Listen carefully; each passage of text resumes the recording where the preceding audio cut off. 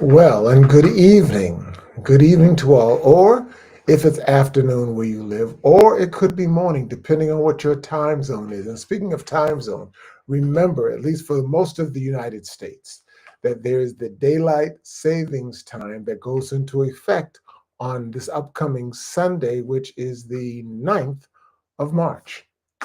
But before that, good afternoon, good evening, or good morning, as the case may be.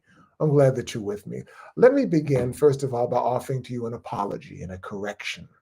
I had everything all set up for last night being the debut episode of this new podcast series, The 10 Commandments of Leadership. But for some reason, I haven't quite figured it out yet. I hit something wrong or did not hit something or did not do something, and that podcast did not air. So I'm back again asking you to forgive me and asking you to stay with me as we go through this journey together. I'm glad that you're here. I think that you're going to learn a lot. I'm going to learn a lot from you. Your feedback is very, very critical to me and critical to us. I will always want to begin by thanking our sponsor, our first sponsor, which is Shoe Shine Media. Shoe Shine Media is a video graphic services company headquartered in Nashville, but with operations in Atlanta, as well as here in Huntsville, Alabama. Its founder and principal, Javen Lewis, is responsible for training me, giving me the encouragement that I needed to do this podcast, helping me to set up this studio, and training me on a regular basis so that I can become the best communicator to you that you need and the best communicator that I need to be across the board. Fair enough? Okay, as I said, welcome to this debut episode of the 10 Commandments of Leadership. The 10 Commandments of Leadership.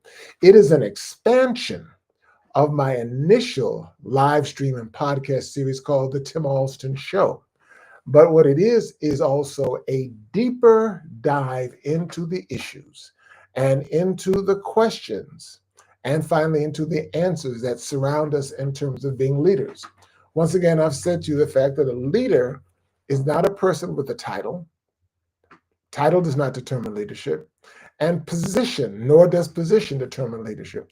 What determines leadership are two main ingredients, according to Mike Bonham from the book Leading from the Second Chair. He tells us that the two main ingredients, the two main pillars of leadership are influence and relationships. Influence and relationships.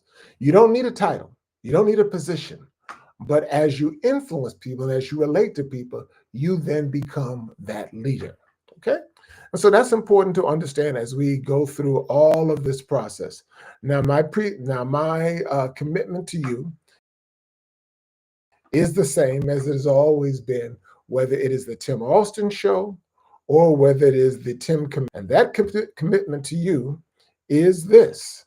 That commitment is that we aim to educate, empower, and equip those emerging leaders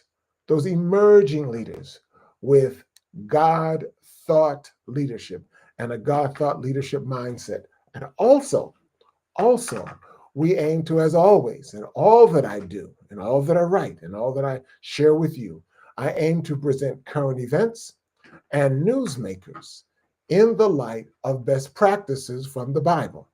In the light of best practices from the Bible. As you know, the Bible is history's all-time best-selling book. Researchers tell us that the Bible has sold or been donated over 5 billion times. It far outdistances any other book in its category. And so therefore I use the Bible a lot for reasons I will explain to you later on from a source that may catch you off guard. This evening's topic, our initial topic, is succession planning. Succession planning, the leadership commandment that too many ignore to their own and their organization's peril. Succession planning, the leadership commandment that too many often ignore. Um, Leadership is based, and all leaders are concerned at some point in time about their legacy. And one's legacy is determined by their successor. You'll hear me say this again. Success is nothing without a successor. So therefore, there needs to be planning for a successor or succession planning. But then just what is succession planning? Well, here's a definition that I think is very, very concise and gets the point across. It comes out of Investopedia. Investopedia says that succession planning is a business strategy for passing leadership roles on to one or more employees or one or more volunteers if you're in a community-based or volunteer populated organization. Succession planning, once again, is a business strategy.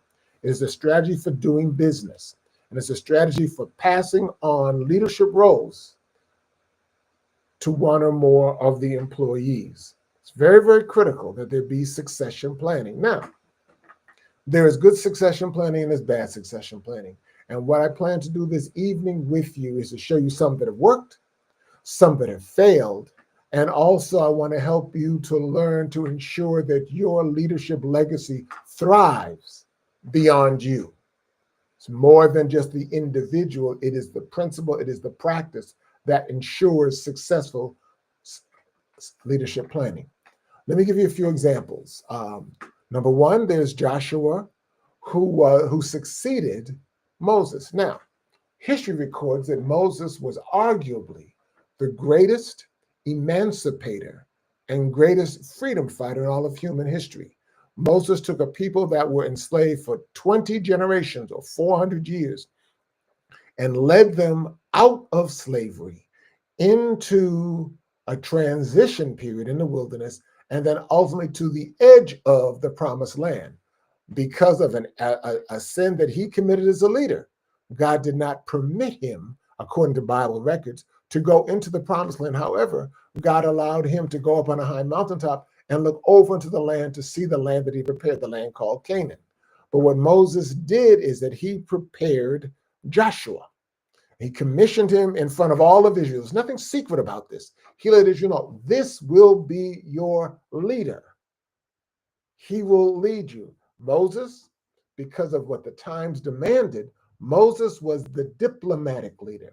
Moses was the one who had to stand before Pharaoh and said, let my people go. He was the one that needed to be convincing and persuasive of Pharaoh and of the enslaved Israelites in the land of Egypt. So he was the diplomatic leader.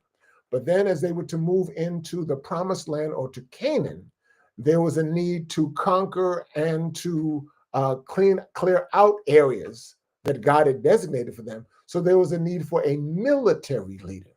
Military leader. All leaders are not the same. And so what happened is the diplomatic leader trained Joshua in levels of diplomacy, but more importantly, Joshua was then able to lead Israel militarily, okay? And he made the transition clear, and he made the transition authoritatively. There is also another case of leadership in the Bible that really stands out to me, and that is the case of Elijah and Elisha. Elijah and Elisha. Elijah, who led the fight against Ahab and Jezebel and the prophets of Baal there on Mount Carmel, as the Bible records, he was the leader of Israel. He was the one who God empowered to tell Ahab that there was going to be a famine in the land, that there was going to be a drought of 3 years. He was also the one that called down from God fire to burn up the sacrifices that were made. But as his time was moving on and God had decided to translate him up into heaven, he then designated a successor in Elisha, Elijah to Elisha. And as the Bible narrative goes, as Elijah was moving on to being translated, and Elisha kept following, he says, you don't have to follow me anymore. He said, oh, no. He said, I want to keep following you all this. I don't want to miss any of this. And so finally, it says here that Elijah said, what do you need from me? He said, I want a double portion of your Holy Spirit. And Elijah gave that to him.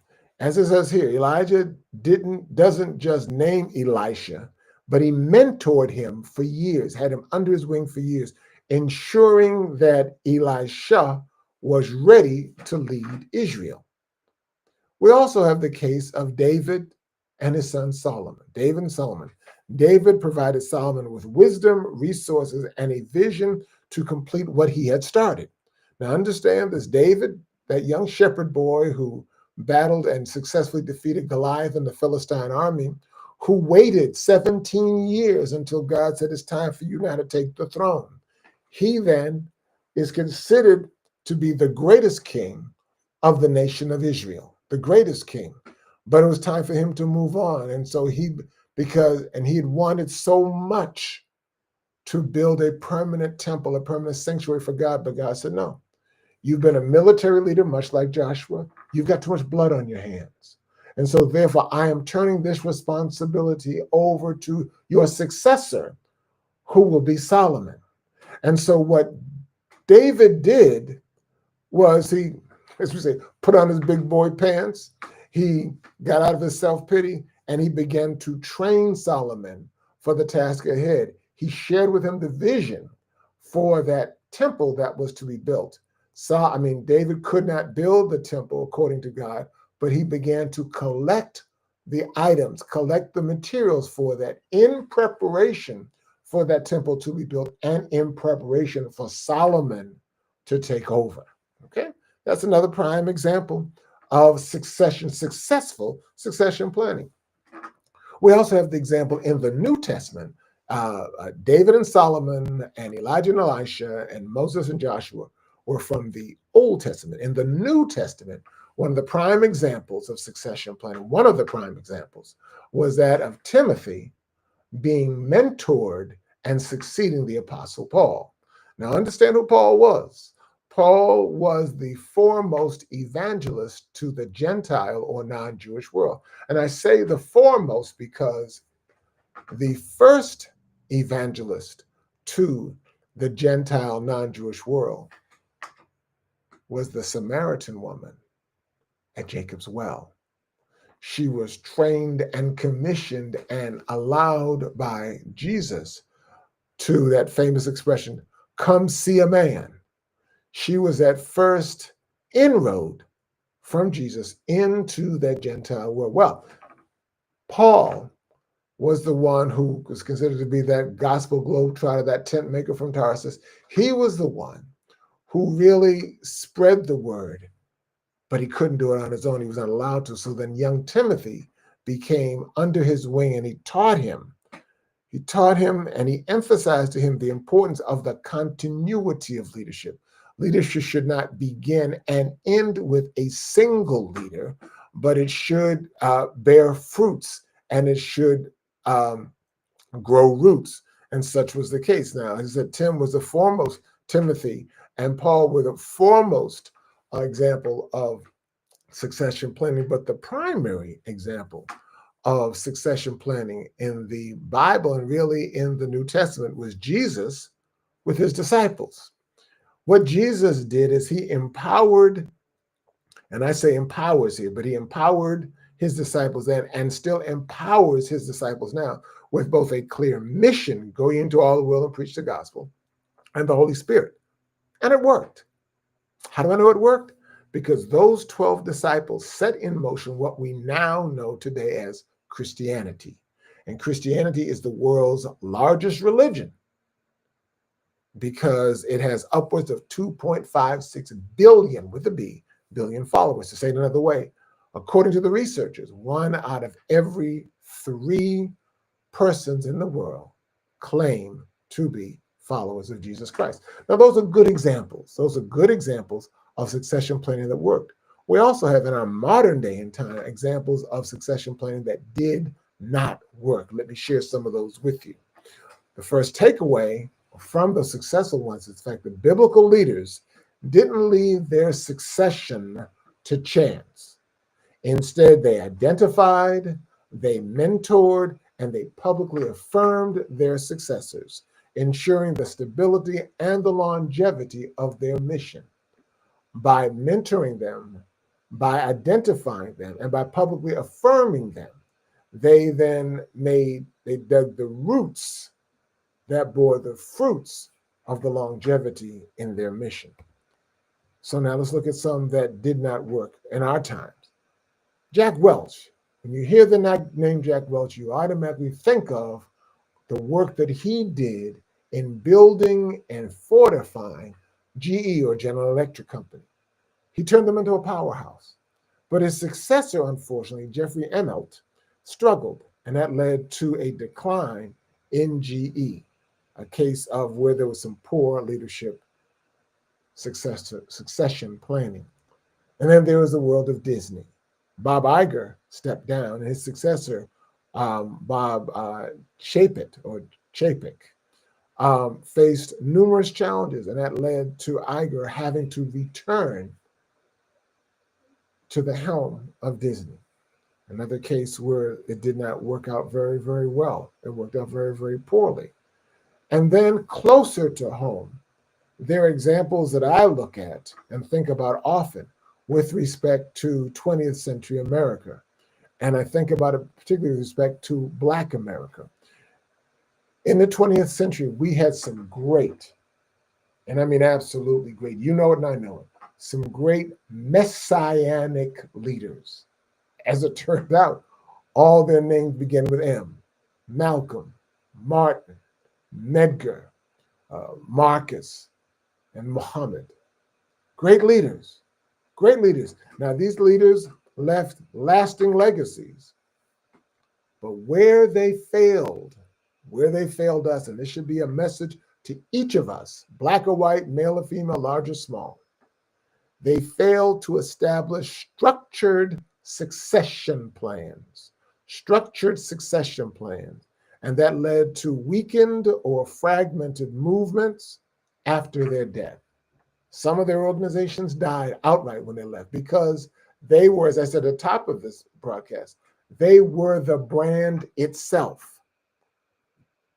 They never really took the time or made the time to develop succession plans. Now that you know, you should go, elevate, and grow. Have succession plans, have them, codified, put on paper, have discussed and worked those things out. And that is very, very critical to the success and longevity of your organization. The key takeaway here is the fact that many organizations fail because they treat succession planning as an afterthought, rather than as what it should be, which is a leadership commandment. A leadership commandment. I can't say that's enough. Let me repeat it. Many organizations fail because they treat succession planning as an afterthought rather than as a leadership commandment. Even in your home, which is an organization, even in your social group, which is an organization, even in your faith-based community, which is an organization, even in your workplace, even in your community-based organization, there needs to be succession planning. There needs to be, and not treat it in a reactive mode, but treat it proactively. Put the system in place, and then the people can follow. Put the system in place, program over personalities. Are you with me? That is absolutely critical as we look at organizations. So, what are my 5 Tim commandments of leadership with respect to succession planning? I'm glad you asked. Number 1, going back to our earlier example of Moses and Joshua, identify your Joshua before you need him or her. Let me say that again. Identify your Joshua before you need him or her. Then the best time to prepare a leader is before a crisis. Before a crisis. One of the best examples that I've seen of this, that I remember of this, was back in the 1980s. In 1980, the Republican primaries were filled with good candidates, qualified candidates, but none had the qualifications on paper to match that of George Herbert Walker Bush. None had those qualifications like he did. as an ambassador, as an elected official. I think he was director of the CIA for a period of time. None had his qualifications, but the emotional and charismatic sway of the country went to this former actor and former governor of California, Ronald Reagan. As it turned out, they became the Republican ticket for VP, president and vice president, beating out the incumbent Jimmy Carter. Now, by virtue of being a vice president, you know, vice presidents by and large become the brunt of all of the jokes from the late night show comics. And George Bush had his share of them, not just for one term, but for two terms, because they won in 80 and they won again in 84. But in 1988, I'll never forget this scene. At the Republican National Convention there in New Orleans, Louisiana, I believe it was Monday, August 14th, 1988, Ronald Reagan opened up the convention, the keynote address, but it was also his swan song. It was his swan song to the leadership of the party as the standard bearer for the Republican Party. The next day at the airport was a scene I shall never forget, is that as he and Nancy Reagan were leaving to move into the sunset, as it were, George and Barbara Bush were then arriving at the convention in New Orleans at the airport. And although I was not able to find the picture that I saw, maybe I saw it on the news, I'm not sure. There was a picture that I will never forget. It was a picture of Ronald and Nancy Reagan on the, I think it's called the airport stairs or boarding stairs going into the airplane.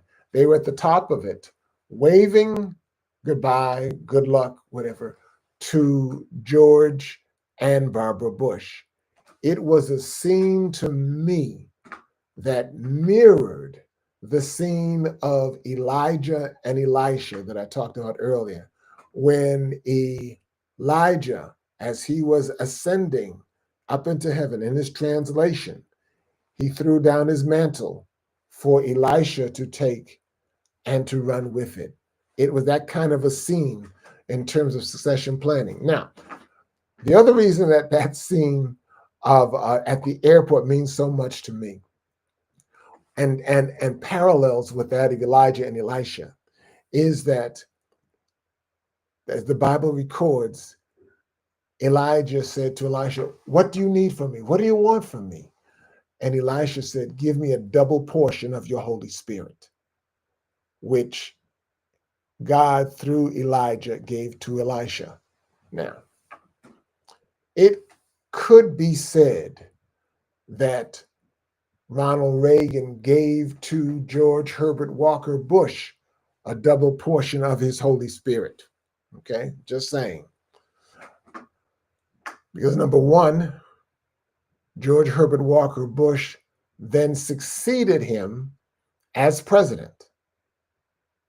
But then that legacy continued, and 8 years later, well, I guess 12 years later, his son, George W. Bush, succeeded George Herbert Walker Bush's successor as the president of the United States, and held that office for 2 terms to 8 years. So there's some strong parallels. That's why the Bible is so important for us to read, grasp, and understand. But I'm getting a little bit ahead of myself, okay? So number one, identify your Joshua before you need him or her. I have a friend of mine who several years ago became a vice president of a major healthcare organization there in Florida.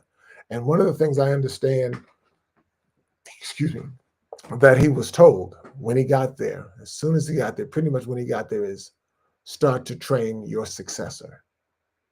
Become very, very deliberate about it. Start to train your successor. And I never forgot that. Train your successor. What is the second of those commandments that I have is choose mentorship over micromanagement.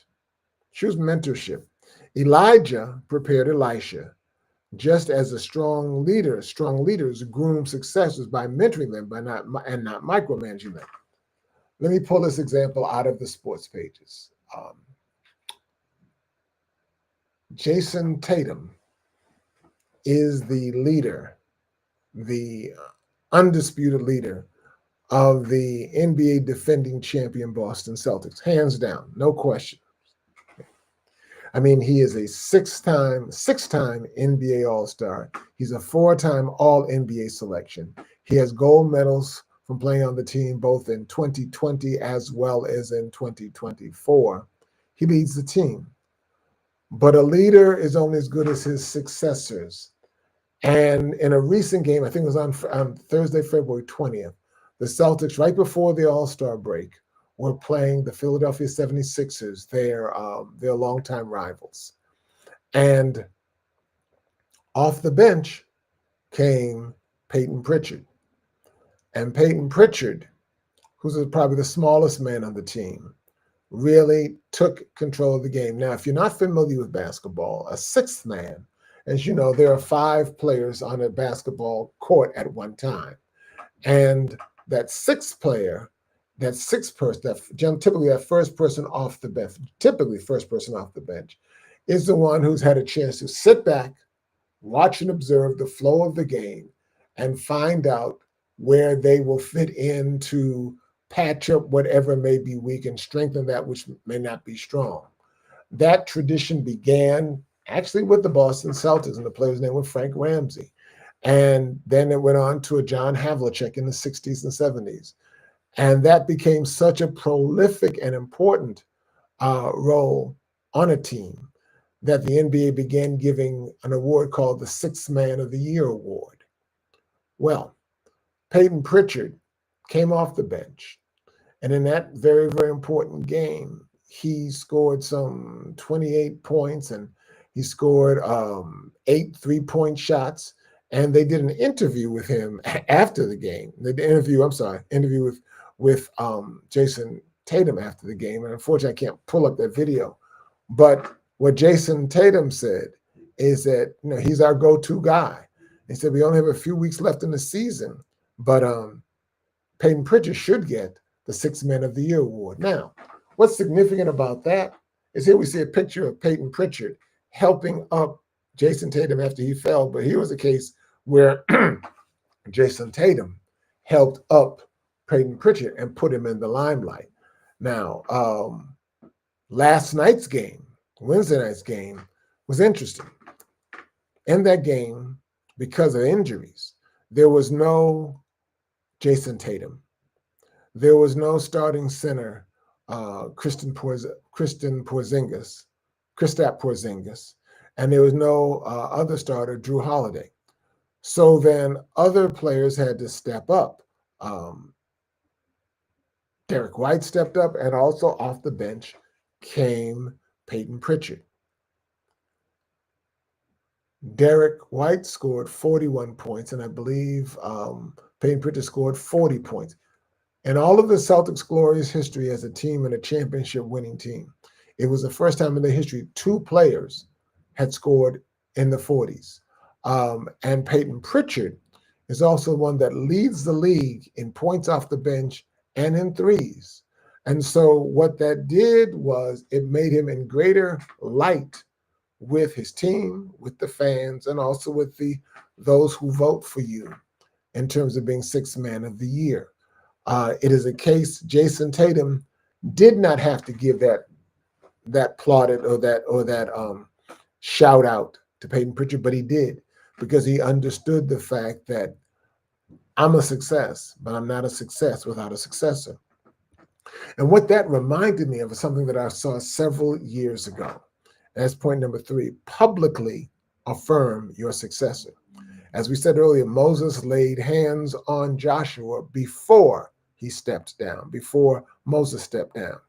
What I remember several years ago was in 2001, Len Swan, who was the celebrated wide receiver with the Pittsburgh Steelers, was inducted into the Hall of Fame, Pro Football Hall of Fame in 2001. But what he said in his acceptance speech was key. Look at the setup here. First of all, he was introduced for his induction by his former teammate, John Stallworth, and equally celebrated wide receiver. I mean, these guys and that team that they played on, they won 4 Super Bowl titles, 4 Super Bowl rings. Lynn Swann was getting his ring and getting inducted into the Hall of Fame. He had John Stallworth introduce him. And then in his remarks, um, he said, "This is the greatest moment of my life." He said, "This is my hour. However, I wish to only take half of this as my hour and allow the other half to be taken next year when I sit on that back row and standing up here accepting his Hall of Fame induction will be my teammate and friend, John Stallworth." And that is precisely what happened. Case of successful succession planning. And it worked very, very well. That's point number 3. Point number 4 is leave a playbook, not just a title. It's one thing for, in the case of David and Solomon, for him simply to tell David, to tell Solomon what to do. But he left him a playbook. He left him, as you see in this picture, the instructions, the blueprint, as it were, for the temple. Because it's very, very important that we learn to write things down. One of my favorite quotes is from a gentleman named Dawson Trotman. He says, "Thoughts disentangle themselves when they pass through your lips and your fingertips." When we write things down, there's something magical. They become permanent. They become documents. They become part of legacy. And so Solomon was able to get clear instructions written, not just the title of being king, but clear instructions on how to lead. And it worked. The Bible records that Solomon became the wisest man that ever lived. He wrote about 3 books in the Bible: Song of Solomon, Proverbs, and Ecclesiastes. It is also said that he was the wealthiest man in history. Researchers have told us that Solomon was worth approximately, it's hard to tell, approximately $3 trillion. $3 trillion. That's all a part of succession planning. And number 5, which I think is critically important, empower your people. Empower you, and then step back. Empower, just like you saw as I showed you at the Republican National Convention '88. Ronald Reagan gave his swan song. He bowed out as the standard leader for the nation and for the Republican Party, and he backed up. He was still president, but he let George H.W. Bush take more of the scene. And that's important. Matter of fact, Jesus said it this way. He said to his disciples, "Greater works shall you do." What did he mean by that? He meant the fact that he was able to do many, many things, but he was leaving them to do bigger and greater things. He left, for example, them the Holy Spirit, which could be everywhere where he could not. The disciples were able to pan out and be everywhere where Jesus could not. Because true leadership is about legacy. It is not about control. It's not about control. It's about who you train in your path. John Maxwell, one of my favorite authors, a leadership expert, makes a distinction between inheritance and legacy. Inheritance and legacy. He says inheritance is what you leave for your family after you're gone, but legacy is what you put in them while you're still here. What Jesus did, he left a legacy in them, but Jesus was not the only one that left a legacy in his people. What I love is the fact that the previous leadership commandment by Jesus was later reinforced by the Hindu philosopher and statesman Chanakya. I love this. Someone once asked Chanakya, who is more powerful, a king or a kingmaker? Chanakya replied, anyone can become a king. A king eventually will lose his position over a period of time, whereas a kingmaker can make many kings.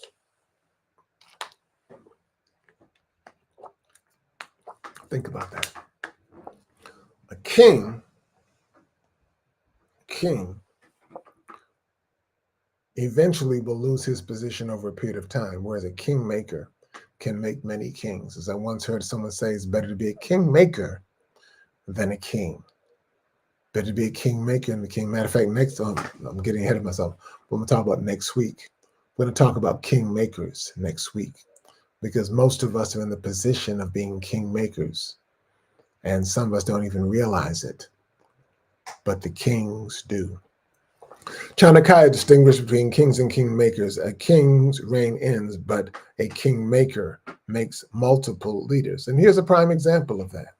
Prime example that we're very familiar with. Out of the civil rights movement of the 50s and 60s, many leaders emerged. There was a 1984 and 1988 Democratic presidential candidate, Jesse Jackson Sr. There was also the former Atlanta mayor and UN ambassador, Andy Young. And there was the Georgia Congressman, John Lewis, just to name a few of them. These are people that grew out of the womb of the civil rights movement and out of the servant leadership of Dr. Martin Luther King. However, as we talk about succession planning, Dr. Martin Luther King and his best friend and handpicked successor, Dr. Ralph David Abernathy, illustrated the risk of poor succession planning. They illustrate the risk of poor succession planning. Here we see examples at the bottom here of the recent movie on MLK and Malcolm X. That was a very, very good, and from what I've read and what I've heard and talked to people about, it was a very accurate depiction of those two iconic and messianic leaders. Abernathy, however, instead of protecting and carrying King's legacy forward, exposed King's extramarital affairs in his own biography, When the Walls Came Tumbling Down. That was published in 1989. It detailed King's last night before his assassination and his affair with Georgia Davis Powers, who was a state legislator in the Commonwealth of Kentucky. She later wrote her book, entitled I Shared a Dream, and that's a picture of her standing behind Dr. King.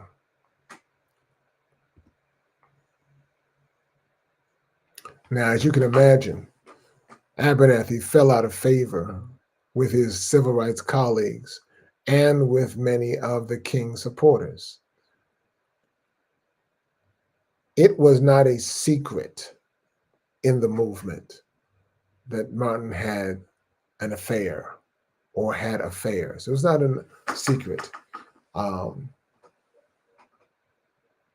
did it have to be told? So it was the opinion of many, including mine, that what Abernathy did for money, he pimped the relationship that he had with the Reverend Dr. Martin Luther King.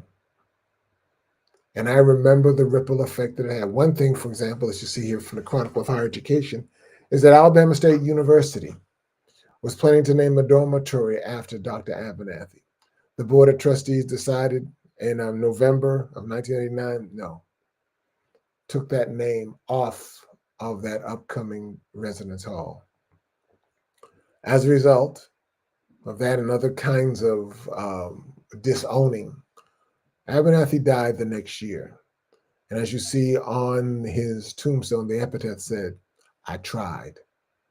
And many of us say to ourselves, you tried what? It does not sit well with many of us. However, that was 1989-90. Some 20 years later in 2009, as things change and as times cool down, Alabama State University decided to name their College of Education after their probably most prominent alumnus, Reverend Dr. Ralph David Abernathy Sr.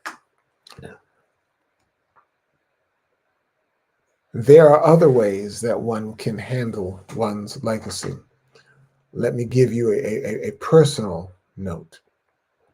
Some of you may not be familiar with, but you should be familiar with Mal Good. Mal Good was a brother who came up through the ranks, working in a black newspaper, I think in Pittsburgh Courier, and moved up in the early 60s to become the first African-American news correspondent for a television network. In full transparency, Mal Good and I, along with Martin Luther King, were all fraternity brothers of Alpha Phi Alpha fraternity. And I remember one time when I was living and working in New York City, being at the Alpha House up in Harlem. And I think we're having a Christmas party, and I was talking to Mal Good. And I was just asking him about some of the things that he had done in his career, because I remember him very well. I think it was on ABC, and he was talking about Dr. King. And he said, I couldn't believe it. I couldn't believe it. Every time I go to Atlanta to interview Dr. King, there was Abernathy. I was trying to stick his face in the camera so he could be seen. And it was amusing, but it was a sad story, because as I began to think about it, more recently, there was that movie, that docudrama on King and Malcolm. And I remember one scene in particular where Abernathy attacked Dr. King for not giving him some of the props that he thought that he deserved. It's a tough road, and we'll talk about in my next episode about the challenges and the perils and the triumphs of being a number two person. It ain't for everybody. Everybody can't handle it. And we'll talk about those who could handle it and those who couldn't handle it. But then we talk about a legacy. There is another side of legacy that I think is very, very important. What we know what Ralph Abernathy did not do. Let me show you another side of that same scenario. You may not be familiar with the name Reverend Samuel Billy Kyles. He was a pastor, I believe he was a pastor there in Memphis, Tennessee. What he is perhaps most known for, when you see that scene, that all too famous picture of Dr. King lying on the ground in a pool of blood after having been shot, what Billy Kyles did as they were getting him ready, as they were putting him on the gurney and going to the ambulance to the doctor at the hospital where he was pronounced dead, he immediately reached into King's suit pocket, pulled out his pack of cigarettes, and then he went into King's room there at the Lorraine Motel and emptied out the ashtrays from the cigarettes and got rid of all of the evidence of Dr. King smoking. It was known to those on the inside of the civil rights movement that Dr. King did smoke. He did not do it publicly or that often, but it was probably a form of stress reduction for him.